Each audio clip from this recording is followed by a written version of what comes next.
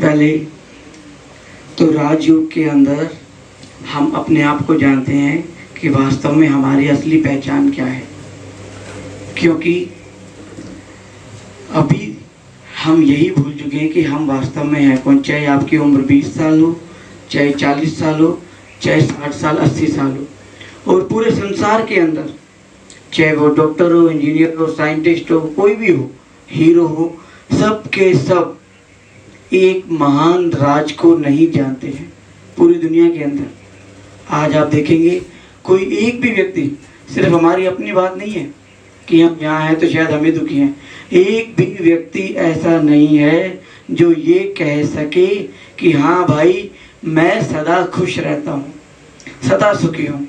कोई भी नहीं है पूरी दुनिया में। चाहे गाड़ी बंगला धन दौलत सब कुछ होगा, पर लेकिन प्यार की कमी होगी, संबंधों में कहीं ना कहीं तकरार होगा, शरीर ठीक नहीं होगा, शरीर में बीमारियां होंगी, है कि नहीं। तन से, मन से, धन से, जन से, सभी चारों तरफ से कोई ना कोई दुखी है ही है।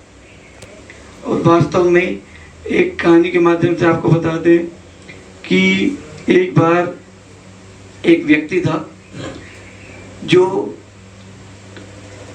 अपने घर पर लौट रहा था, और घर पर जैसे ही वो लौटा उसकी अचानक तबीयत खराब हो गई। उनके जो घर वाले थे वो उसको लेकर के गए हॉस्पिटल, और जब हॉस्पिटल लेके गए तो जो डॉक्टर साहब थे उसका ऑपरेशन होना था। ऑपरेशन थिएटर के अंदर बैठ करके आवाज लगाते हैं, उसका नाम था मोहन।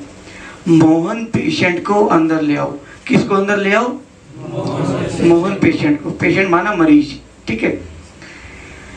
अनफॉर्चुनेटली ऑपरेशन सक्सेसफुल नहीं होता है, वो मर जाता है। अब डॉक्टर साहब क्या कहेंगे, सोच के बताना। मोहन पेशेंट को बाहर ले जाओ या फिर डेड बॉडी को बाहर ले जाओ। क्या कहेंगे? डेड बॉडी को बाहर ले जाओ। और साथ साथ ये भी कहते हैं कि मोहन तो चला गया। अब कहाँ गया? जिसको आज तक हम मोहन समझते आए, आँख, कान, मुंह, हाथ, पैर, पूरा शरीर, वो तो टेबल पर है। अब मोहन कहाँ चला गया?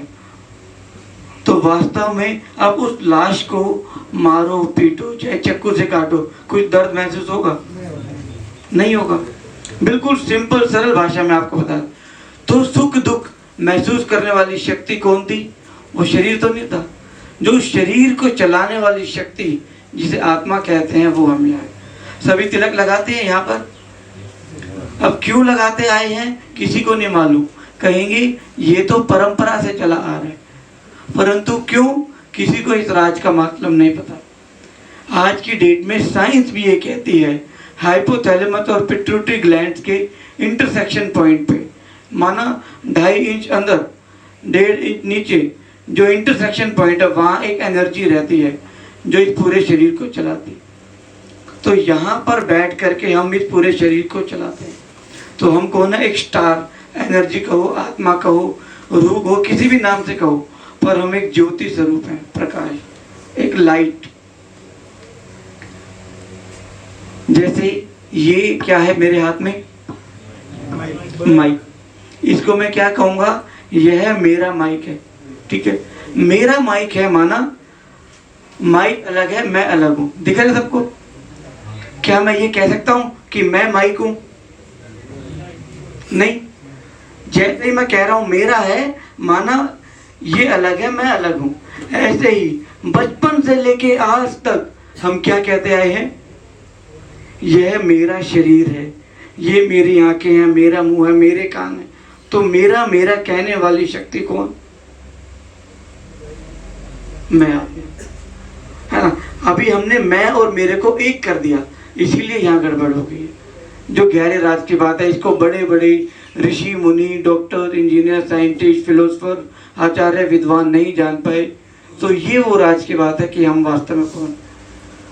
और आत्मा की शक्ति होती है मन, बुद्धि, संस्कार। 3 चीजों से आत्मा अपना कार्य करता। मन आज की डेट में सबसे ज्यादा कमजोर हमारी शक्ति मन हो रखी है। मन क्या करता है? सोचने का काम करता है। आपको मालूम है एक दिन में हमारे कितने विचार आते हैं? लगभग 60,000 विचार।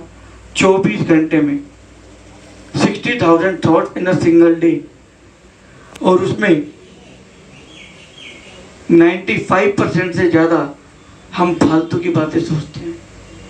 तभी तो हमारा दिमाग खराब रहता है, तभी तो हमारा जो है चैन की नींद नहीं आ पाती है।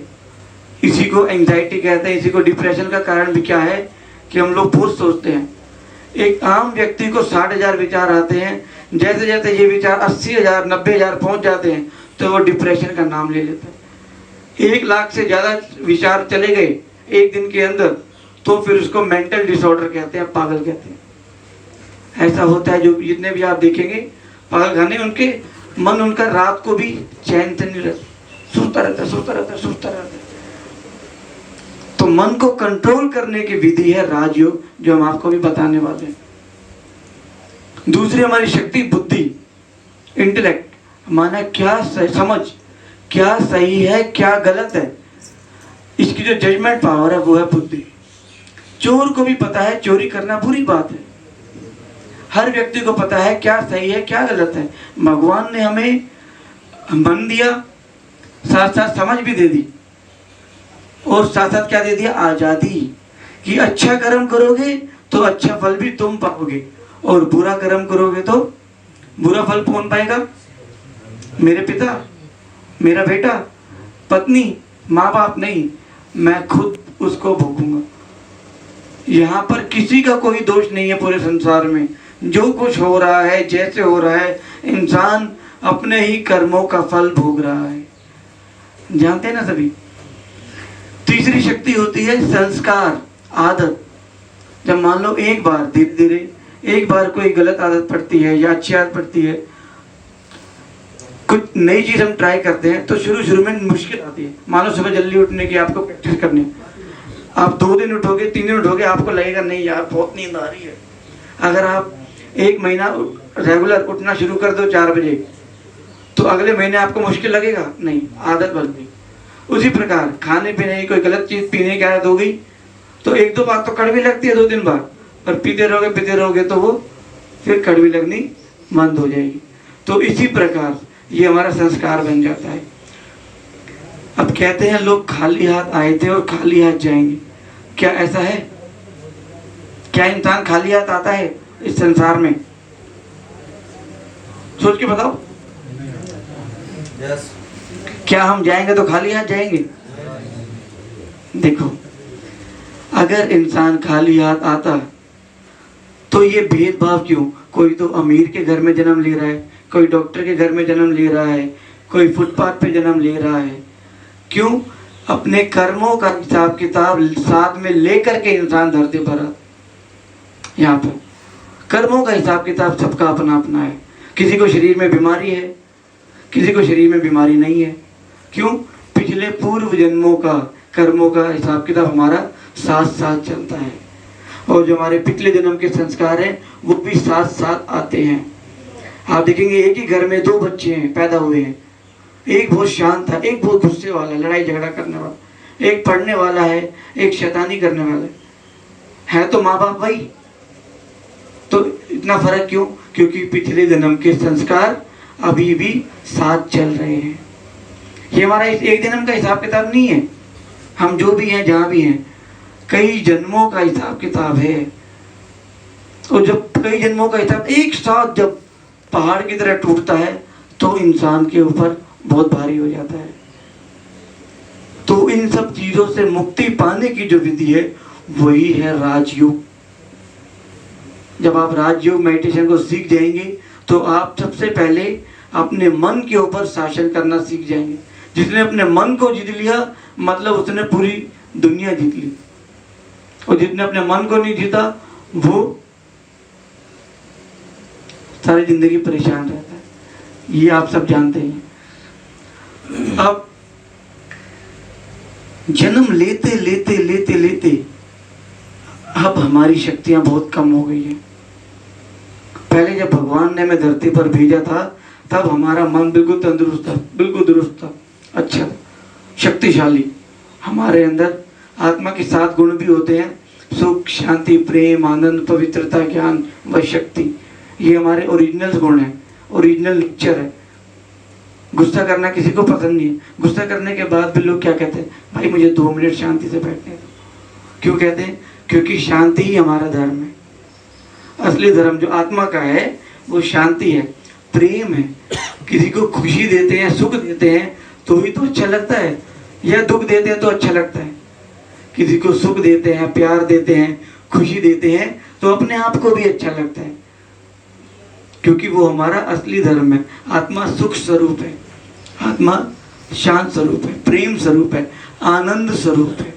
तो हम अपनी शक्तियों को भूल गए थे।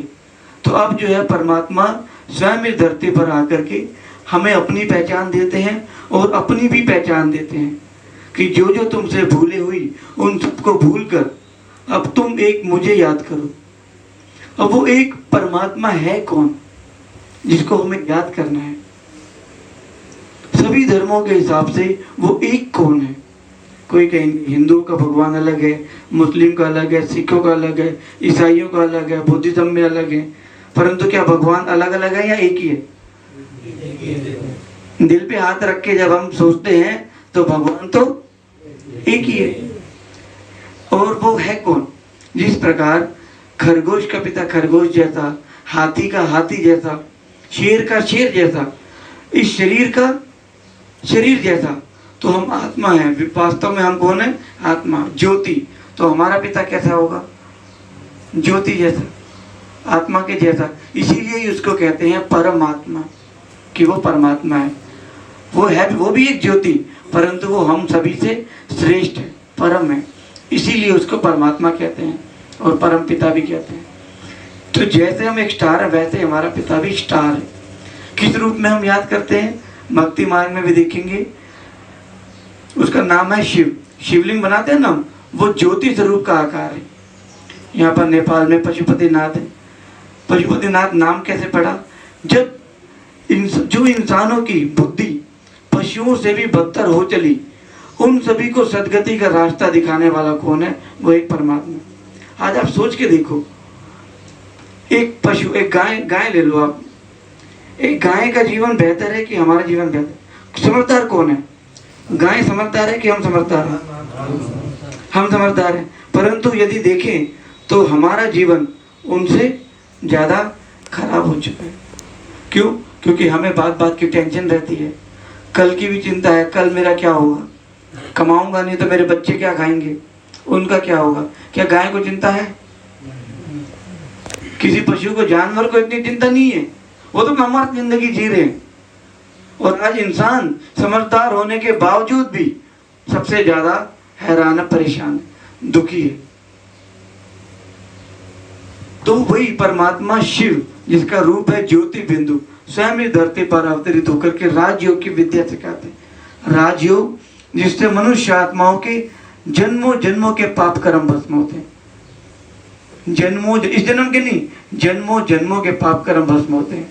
राजयोग जिससे घर घर में सुख शांति आती। आज जो हम आए हैं प्रजापिता ब्रह्मा कुमारी ईश्वरीय विश्वविद्यालय की ओर से आए हैं, जिसकी शाखाएं 140 से भी ज्यादा देशों में हैं। 140 से भी ज्यादा देशों में ब्रह्मा कुमारी के सेंटर्स हैं जो मानव कल्याण के लिए कार्यरत हैं, सेवारत हैं। 1 लाख से भी ज्यादा ब्रह्मा कुमारी बहनों ने अपना जीवन समर्पित किया परमात्मा के लिए, और भाई भी हैं जो कि सेवाएं करते रहते हैं। तो ये एक इंटरनेशनल ऑर्गेनाइजेशन है जहाँ से हम लोग आए हैं। ठीक है, आपके यहाँ पर धनगढ़ी में भी सेवा केंद्र है, बाकी सब जगह, नेपाल में भी बहुत जगह है। ठीक है, तो अब जन्म लेते लेते क्या हुआ, हमारा मन कमजोर हो चुका है, क्योंकि कोई भी चीज है नई से पुरानी तो होती ही रहती। तो अब उसको शक्तिशाली बनाने की जो विधि है वो है राजयोग। अब हमें अपने आप को परमात्मा से जोड़ना है, उस विधि का नाम है राजयोग।